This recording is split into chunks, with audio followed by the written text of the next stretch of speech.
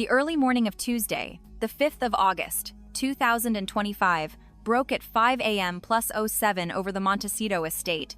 The sky still dark as a heavy fog cloaked the palm trees, the silence broken only by the distant crash of ocean waves. Prince Harry lay asleep in his bedroom, exhausted from a late-night charity call, when a strange noise jolted him awake at 5:15 a.m., a muffled scream and a thud from downstairs. His heart racing, he stumbled out of bed at 5:20 a.m., calling Meghan's name, but no answer came. At 5:25 a.m., he descended the stairs, his panic surging as he found the living room in disarray, overturned furniture, a broken vase, and Meghan's phone smashed on the floor. A note on the coffee table read, "She's mine now, stay silent or she dies." Harry's blood ran cold, his hands trembling as he dialed 911 at 5:30 a.m. The news broke at 5:45 a.m. on the Daily Mail. Harry panic, wakes up to find out that a man has kidnapped Meghan. The headlines spread like wildfire, amassing 5 million views in minutes, the world reeling from the royal abduction. The crisis erupted at 6 a.m. when security footage from the estate, hacked and leaked by an anonymous source, a disgruntled ex-staffer seeking revenge, hit social media, showing a masked man dragging Meghan out the back door at 5:10 a.m., her struggles muffled by a cloth. By 6:15 a.m., number Meghan kidnapped trended globally, speculation running wild. Was it a royal enemy, a personal grudge, or a palace plot?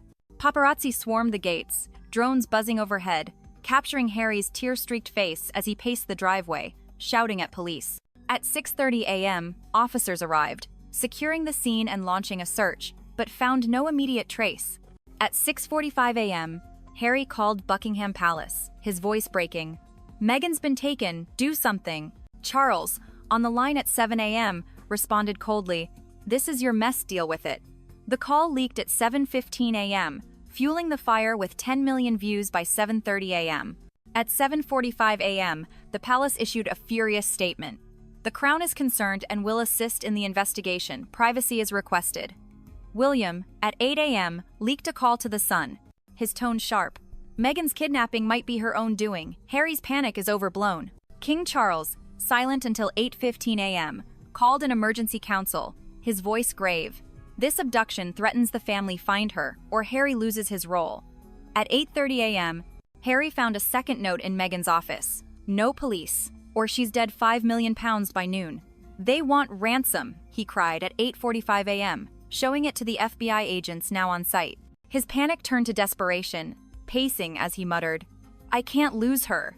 At 9 a.m., Meghan's phone pinged with a video call from the kidnapper, showing her bound and gagged, pleading, "Harry, help me."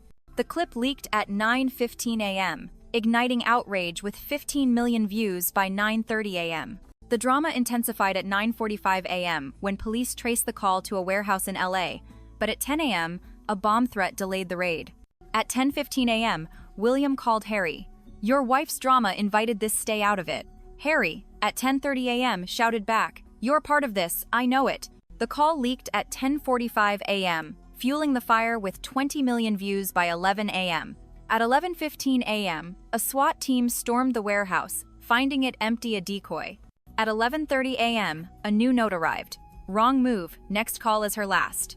At 11:45 a.m., Harry leaked the police report, igniting a media storm with 25 million views by noon.